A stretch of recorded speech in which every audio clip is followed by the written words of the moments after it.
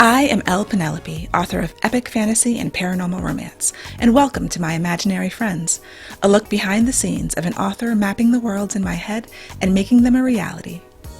Hello friends, today is Saturday, December 19th, 2020, and this is episode 99 of my imaginary friends. I'm Leslie. So this week's best thing was The Mandalorian, the season finale for season 2. And I cannot spoil it, I won't. Maybe if I remember, I'll spoil it at the end and talk about why it was so awesome. Me and my brother were just texting each other like brain exploding emojis, and it was great. It was great. For a show that, I like, but I'm never like that excited about. And even with this amazing season finale, it was kind of like, well, what is this show about? Like, what is the point of this show? Just to give us like cool moments and experiences, and just to stay in the Star Wars world, I guess. But I'm not sure what it even has to say or like where it's going. But yeah, I guess that's all I can really say about that in our non-spoiler edition. In my writing update, I have been working on the plot, interspersed with like sprinkles of research because I can't help myself.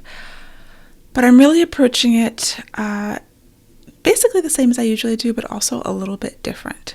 So what I did this week was I have all these notes and I have a whole first draft, and I had to take everything that was it has been churning in my head about how to approach the revision and put it into like a codified form, something that I can use, ultimately an outline, like a detailed outline that I can use to write the next draft. So I started with Save the Cat Writes a Novel. So the book Save the Cat Writes a Novel, when I first got it, because I had started many years ago, I have the original Save the Cat book by Blake Snyder. And the original book is very screenwriting focused. So they did a novel focused version that at first, when I first bought it, I wasn't super excited about. But having actually gone through it in detail and used it to create a real outline, I see why they broke it out into this. And it makes much more sense when I used it. So I kind of went through each chapter and each beat in that beat sheet and did a high-level overview worksheet. And then I created a new worksheet because the problem with some of these plotting systems, when you look at everything as a list, as just a beat sheet, as a list of beats to hit, it doesn't give you the weight of it. And what I liked about how Save the Cat Writes a Novel breaks it down, it tells you, all right, this beat is like one scene or one chapter, and this beat is multiple scenes and multiple chapters. For someone like me who's a concrete thinker, high compliance and very, I need the specifics. So in the traditional beat sheet, you've got the beats, the Save the Cat beats are like the opening image, theme stated, setup, catalyst. Those are the first 4. So if you think about all of those as single beats, then it's like, well, is each of them just one scene? And there's 15 beats in the Save the Cat system. But obviously, you've got more than 15 chapters, more than 15 scenes. And this is the same with all plotting systems that give you a list of beats to hit, that they're not, it just makes it hard for me to actually be flexible with it if I don't understand the relationship or the relative length or size of these quote-unquote beats. So in the book, having that sort of explained where, okay, this is going to be multiple scenes and multiple chapters, that helps me. They do put percentages there, but that never really clicked with me. So what I did was I created a new Save the Cat beat sheet that shows you the sort of relative weight or relative length of each part of each beat. And I think calling it a beat is also difficult. So for example, opening image, one chapter, one scene, depending on how you're doing things. So I'm going to use the word scene. So your opening image is one scene, and a scene could be a chapter. Most of my chapters are just one scene, but it's like your first scene. The second beat is theme stated, which isn't really its own scene necessarily. It's usually inside something else, which makes it a little bit confusing. Then we have this setup. The setup is multiple scenes. And so if you just have a list, you don't see the weight of it. In the book, they describe it, the setup is from 1% to 10% of the book. So that gives you an idea of like the length or the relative weight that it holds in comparison to the rest of the beats. So what I did was create a worksheet that has like different size boxes basically for each of these elements so that I can visually see, all right, the setup, say the opening image, one scene is a short row in my table, and the setup is a slightly larger row in the table. And then we go to catalyst, which is one scene, debate, which is multiple scenes, and I have the setup and the debate are both about 10%, because the debate, according to Save the Cat, is from 10% to 20%.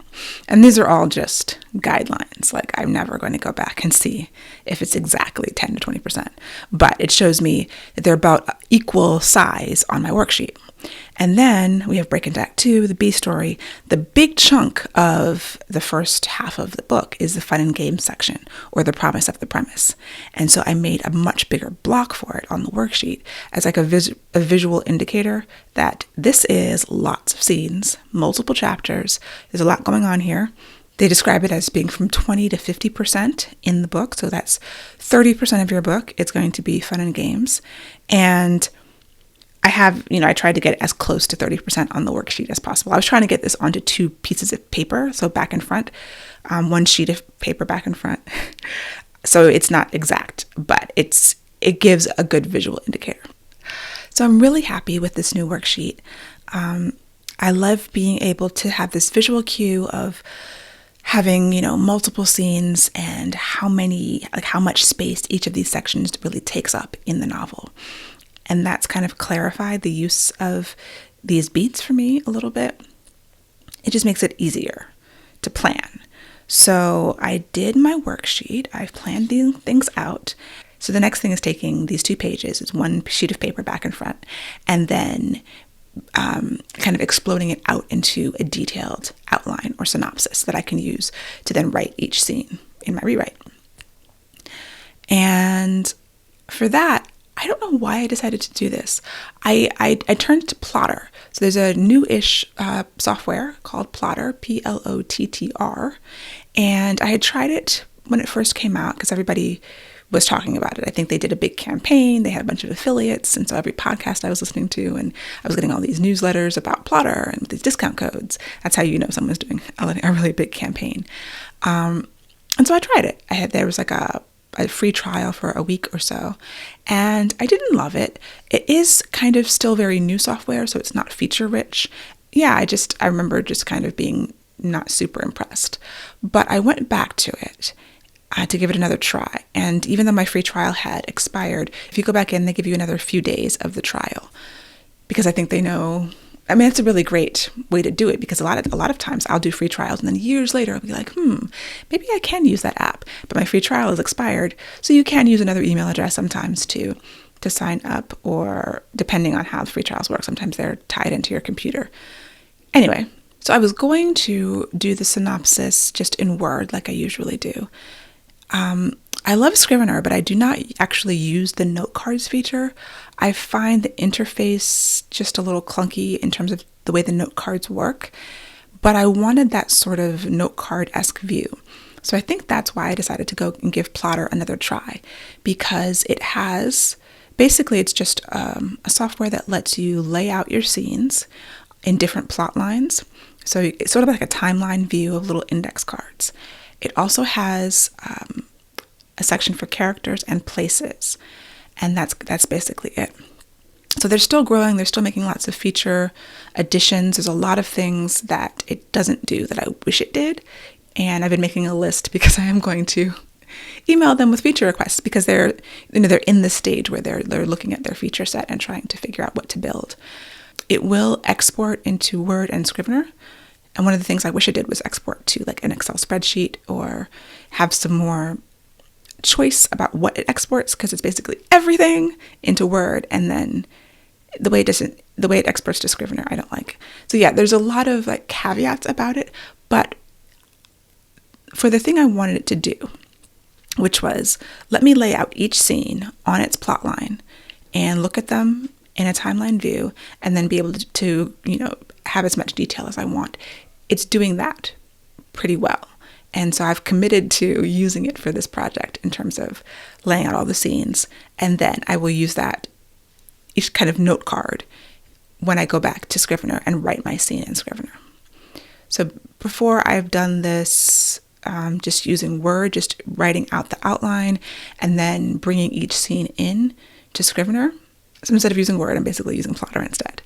I'm filling out the character sheets in Plotter also, and the location sheets. So they have the characters and the places, which is also something that I usually do in Scrivener. And I have all these templates set up on my website. I have my Scrivener template, which you can download if you want to, because I do a lot of the world building and the world Bible. I'm still going to keep my world Bible in Scrivener because it's just better for that. Like, I don't think Plotter is a good choice for that. I've been thinking about trying something like Campfire or one of those other tools, which are kind of world building tools, but I'm just not ready to take that step. And all my research is in Scrivener.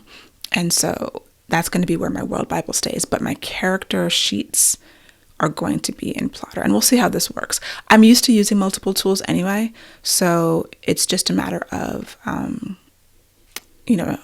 having this kind of new process. What I like about the character sheets in Plotter is that the interface is a little bit more elegant. You can create fields. Now they only have very simple fields. It's either a text field or a paragraph field. For things like, backstory, what do I have? I have a whole field for my Enneagram and the Enneagram information. Then I made one for, someone's family relationships, their date of birth, their age, height, and actually I have one that's just like gender, height, and weight, because often I don't even know the height and weight of my characters. But if it becomes relevant to know who's taller than whom, then I can stick that in there. So you can create your own fields. And in the same way that in Scrivener, you can create a template, but your template is just text. Like I have a bunch of tables that I'm using, but it gets a little messy because Scrivener is great for what it does, and it does so much, but I don't love the actual word processing of it. Word is a better word processor. Google Docs is a better word processor. So when it comes to creating tables and making them look nice, Scrivener is not great for that. And it's always annoyed me about my templates is that they're not as attractive as I would like them to be. And sometimes the attractiveness just makes you feel better about, filling out the forms. Not everybody is like this, but if you're like this, you understand. I want to fill out a pretty form or a clean, minimalist, nice fonts, nice layout, borders are thin, those kind of things matter to me. And I can't control them to the level that I would like in Scrivener. And while Plotter is sort of rudimentary, it is just prettier to look at. So that is why I'm using it. It's my long-winded explanation. But so far it's working out. And it's only been a week and I haven't gotten deep into it, so I will keep you posted.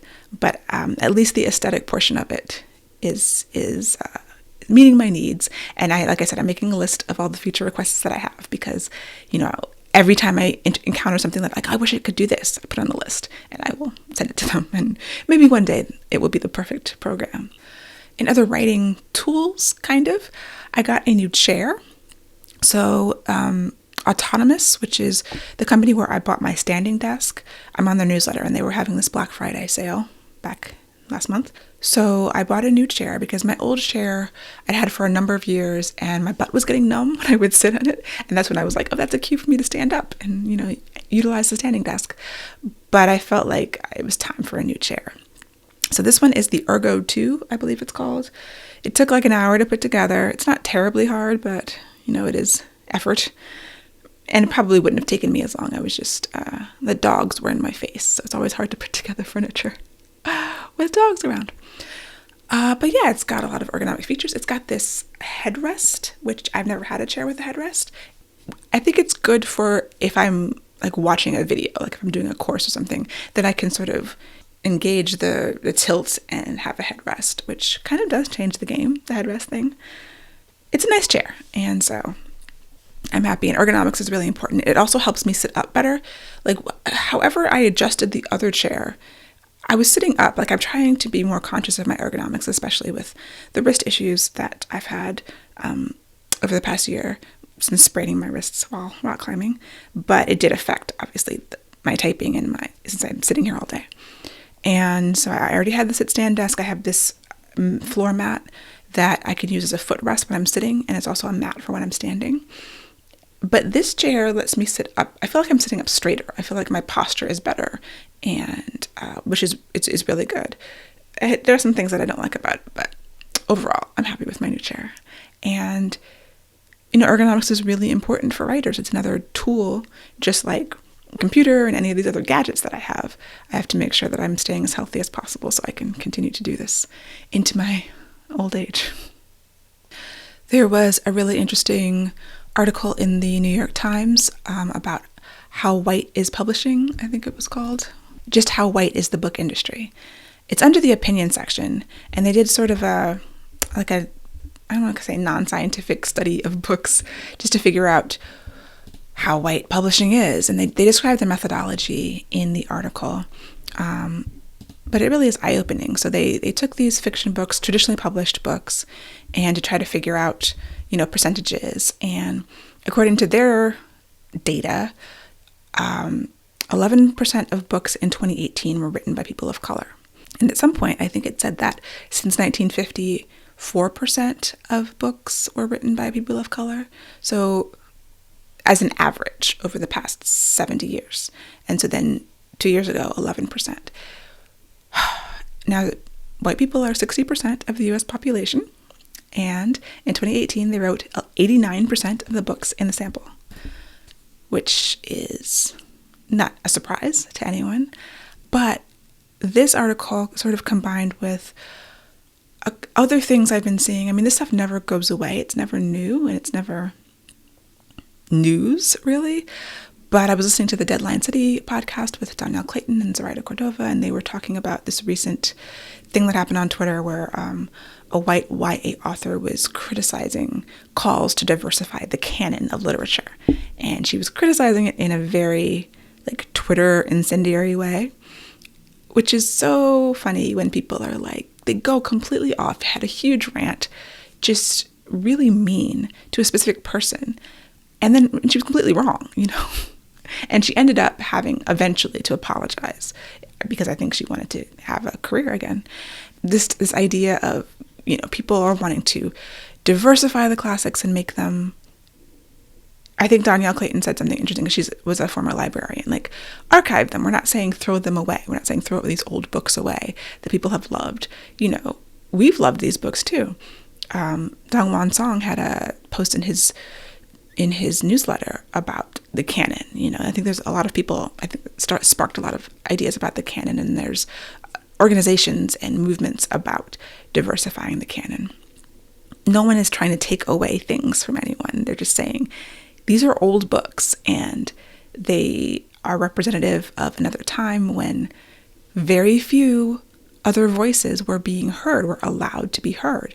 So to say that these classic books are the most important literature, and you should always be reading them and read them over and over again, while you're ignoring a whole swath of people who haven't had their voices heard, that is something that's a problem, and we need to address that. There's nothing wrong with Dickens and Austen and Hawthorne and, all of these things that we grew up reading. But let's introduce something new into it and maybe deprioritize some of those books. And it sort of went hand in hand with who is getting published now. Yes, there has been a push to diversify publishing, to have more people of color and all kinds of marginalized people have their voices heard. And a lot of white authors seem to think this is taking something away from them, that only people of color are getting published anymore. And if you look at these numbers, so if we've gone from 4% of an average over 70 years, and now 11% in 2018, let's assume it's getting higher, when white people are 60% of the population. So in order to be equitable, to be even, to be fair, they'd have to almost quadruple the number of people of color being published. So whenever someone has had an unfair advantage and it starts being evened out, there's going to be lots of pain, and there's going to be lots of grumbling, and there's going to be lots of accusations, and I guess it's normal, it's human nature, but it's frustrating to hear. It's frustrating to hear and to read people say, and I see it so much. Oh, it's only, I can't get published. Only people of color are getting published these days, which is patently untrue. If you think about it, maybe if it gets to 20% people of color versus 80% white people, it's still out of proportion. 30%, until it gets to 40%, it's going to be skewed in the favor of white writers. And it's not going to get to 40% for a while. So it's going to be skewed in white authors' favor for a while. And yet, you see people everywhere talking about how unfair it is, how white people are just being discriminated against. It's reverse racism. I'm not here for it. So anyway, I will link to those things, the article and the podcast. Definitely worth checking out. Okay. If you have not watched the season 2 finale of The Mandalorian, stop listening now because I'm going to spoil it. I would like to mention it briefly, not a long spoiler conversation, but seriously, if you have any interest in watching it and you haven't been spoiled already, I don't want to do it for you. So have a nice weekend and I'll talk to you next week. Okay. People here, you've seen it. So I have watched Rebels and I watched a little bit of Clone Wars, not a lot, but ever since in that episode there was we knew that there was going to be a Jedi coming to get baby Grogu, and I was hoping for Ezra. Honestly, Luke Skywalker did not cross my mind at all, but when we saw the X-Wing come in, I was expecting more X-Wings to come, and it was just one, and my husband was like, is that Luke's X-Wing? And I'm like, Luke? And then you see the hooded figure and you see the green lightsaber and he's like, oh, and I was like, is Luke really the only one who has a green lightsaber? How many colors of lightsabers are there? There's got to be other green ones. I still was really reticent, and I was like, well, it could be him. I kind of wanted either Ezra or somebody brand new. But when the reveal happened and it was Luke Skywalker, I was very excited all the same, even though I would have loved to see something new, and get it away from the Skywalkers. It was still like an emotional response, even with the terrible CGI.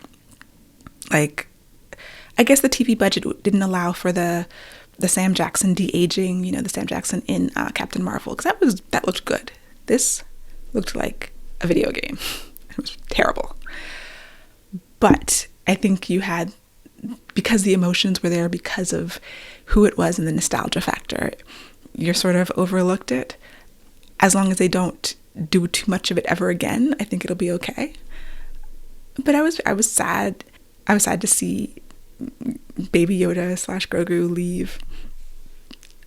And what is the show going to be without him? That's kind of what I was talking about. It's like, what is this show really about? What is the point of it? There's something about prequels, or these sort of prequels that are inside of other properties where nothing huge is going to happen. You're kind of relying on the connection with the characters that are there and caring about them. And yes, some of them could die. We don't know what happens to Bo-Katan or any of the new characters, even the Mandalorian, so there's that connection that keeps you invested. But I'm not super invested in the show because it doesn't matter that much. It is entertaining, and I do enjoy most of the episodes. But yeah, I'm never like, hey, I can't wait to see the next Mandalorian. It's always like, oh, the Mandalorian came out, we should watch it before we get spoiled. I'm like, okay. So anyway, those are my thoughts about the season finale. So that's it for me for this week. I hope you have a wonderful week. Merry Christmas, and I will talk to you at the end of the year. For episode show notes and to sign up for the Footnotes newsletter, go to myimaginaryfriendsshow.com. Subscribe wherever you get your podcasts and check out the video episodes on YouTube. I would really appreciate a rating or review to help support the show. And My Imaginary Friends is part of the Frolic Podcast Network. For more fantastic podcasts, go to frolic.media/podcasts.